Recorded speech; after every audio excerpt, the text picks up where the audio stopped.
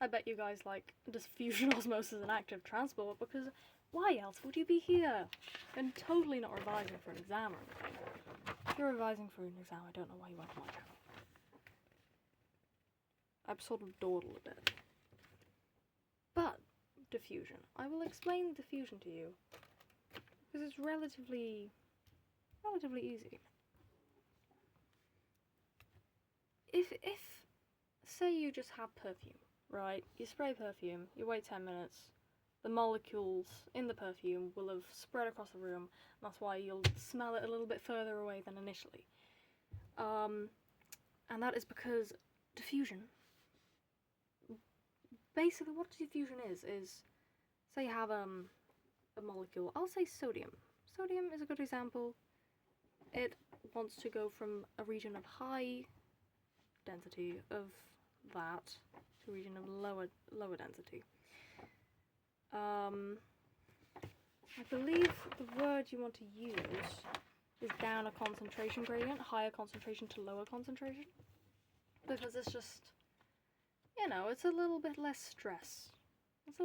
It's less cramped, more room, and the same applies when it's within water. If you have water with loads of ions dissolved in it, right next to water with no ions in it at all, completely pure water, it will, the ions in the water will move to the other side and just spread out evenly. Yeah, it moves from an area of high concentration to an area of a lower concentration, which is down a concentration gradient, because it's like high, low, it moves down. Now, what you need to know is the particles are always moving around anyway, even if it's within equilibrium. It is just the net movement that you look at, which is just the overall movement of ions. Because even if you have loads of ions over here, and like one there, they're still gonna, some ions may still move the other way. It's just most are moving that way, and that one may move that way. But most, overall, the net movement is towards the area of lower density. If you give these ions loads of kinetic energy, loads of energy, they really want to run about the place. What they'll do is they'll just move faster, as you may know. If you give someone a cup of tea, they do things a little bit faster than if you don't let them sleep for a night. So they're going to do things quicker, so diffusion is going to happen quicker if you give it kinetic energy, which would be increasing the temperature, because increasing the temperature of something gives the molecules more energy. They shimmy around a lot faster. And if you also increase the concentration gradient, instead of it going from point A to point B, where it's like, not really much of a change, it's not that desperate to get out of that room, to get out of that really squish area, because it's not actually that squished. There's like 3 people in a lift instead of 10. If there's loads of people in that lift, and there's like no people outside, they're like, get me out of this lift. I'm bumping shoulders with everyone else here.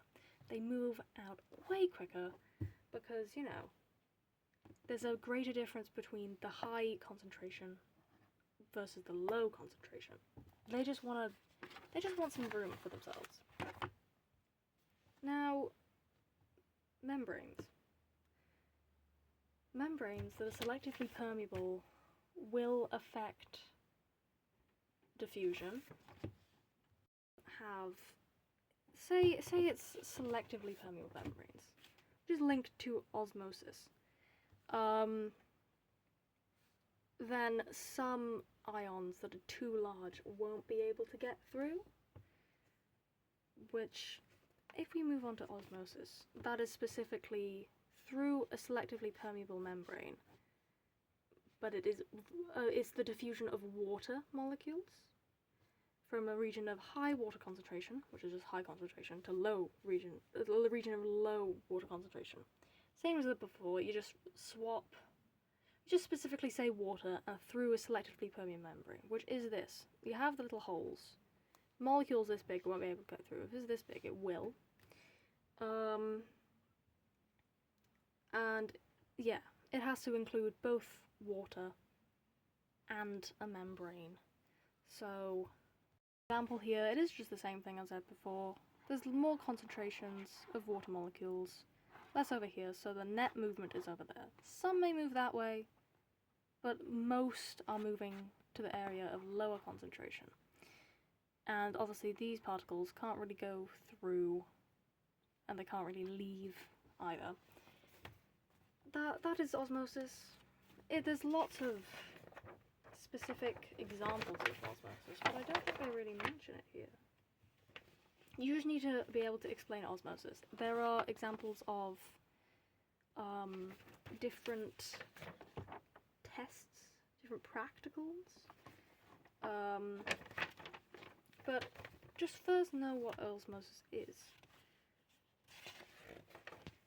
In animal cells, there are ideal amounts of water they want to be in. Say if you're a red blood cell, usually you have sort of a fixed amount of water within the solution you're in.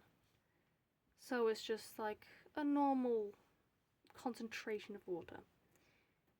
If there's a lower concentration of water than like in the solution, then all the water, because water wants to move from an area of high concentration to an area of low concentration. If you have a higher concentration inside of the cell than outside of the cell, then all the water from the cell will move out into the solution it's in, which just means it basically just shrivels up.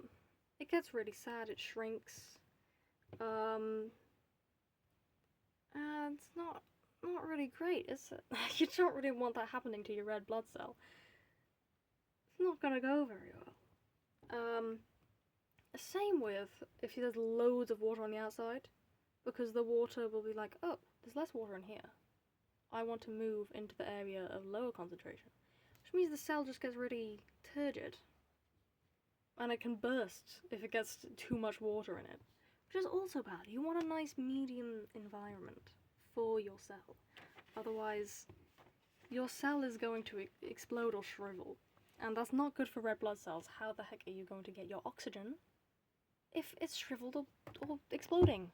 This is why, when you give someone a saline drip, you can't just put water in them, because all their cells are going to explode. You have to be specific about it, have the right concentration of ions within what you're giving them.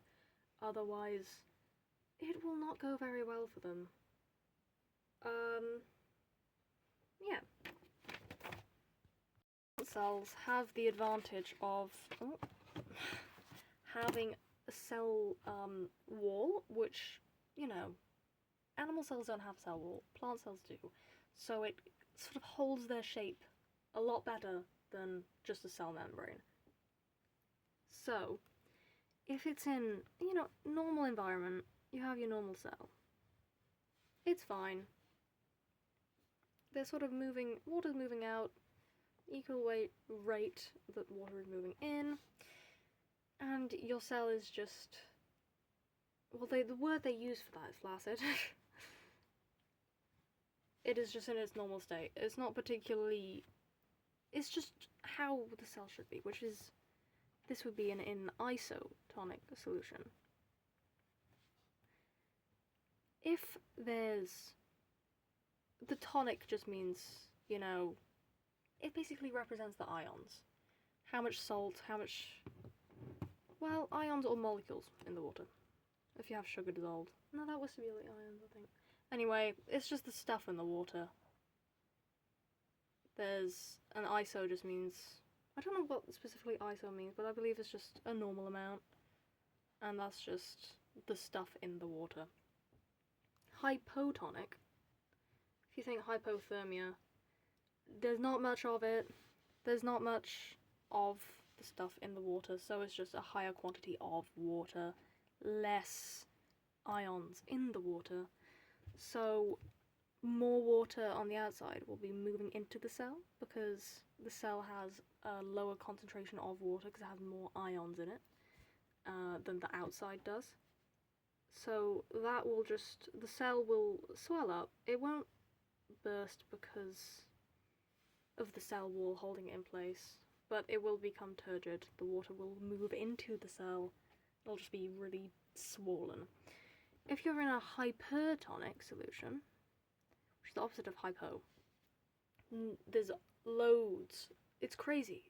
It's crazy. It's very hyper. There's loads of the ions in the water, which means there's a lower concentration of water on the outside, which means that there's more water inside the cell. So the cell's water will just move out by osmosis, which means it will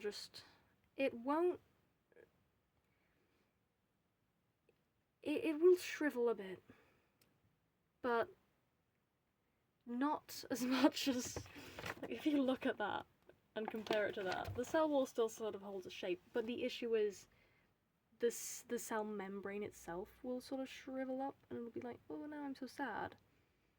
I'm so sad. I'm so sad. And that, where it's really, really moving away from the cell wall, that is plasmalized. Wow. There are other... It's not always entirely plasmalized. If it's slightly hypertonic. If it's really hypertonic, then it will be plasmalized. And that can result in it dying. Which is not surprising, because, I mean, look at it. The cell's not exactly going to be very happy, is it? It needs water to carry out a lot of processes. So, not great. Anyway, active transport. It's sort of going against the grain. Instead of moving from high concentration to a low concentration, it does the opposite. And because, naturally, it wouldn't want to go that way, usually it wants to go that way, you have to put in energy to go the opposite way and fight against the current, which is why it's active transport, because it's an active process, which means it actually requires energy. You have to put energy into it for it to do that, which means it requires ATP, which is made from respiration. Examples of this, say if you have plants, right? You have a plant in soil. Your plant, presumably, wants some nutrients. What it'll do is it'll suck up the nutrients from the soil into the plant. But your plant is going to have more nutrients in it than the soil itself, especially if it's rained or something. So it needs energy to move the nutrients up from the soil into the plant. The specific example they've given here is nitrate ions. You can specify, they actively transport them into their root hair cells, even though there's a lower concentration of nitrate ions in the soil than in the cell. There are other ones as well. If there's, in your small intestine, if there's loads of glucose molecules in there, I'll do the wall of the small intestine. It's a little bit gross here.